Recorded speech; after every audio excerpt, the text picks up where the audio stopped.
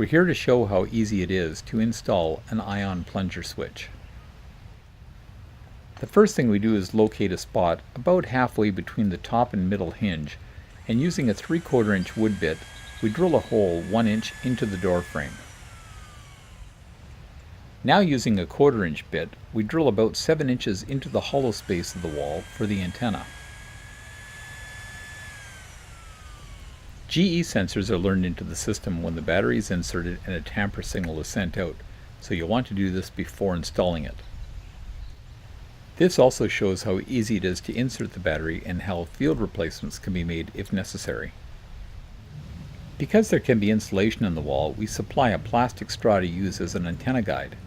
Simply roll up the label so it will slide into the straw, and then insert the entire unit into the hole. This will keep the antenna nice and straight for superior range.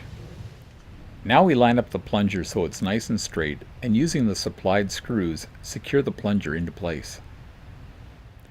In the event there's a wider gap between the door and door frame, you may need to use a spacer to bring out the plunger an extra 1/8 inch, and these are also available.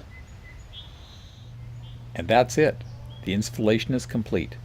The door is secured and there's no bulky sensor showing, whether it's a side door, interior door, or front door entry.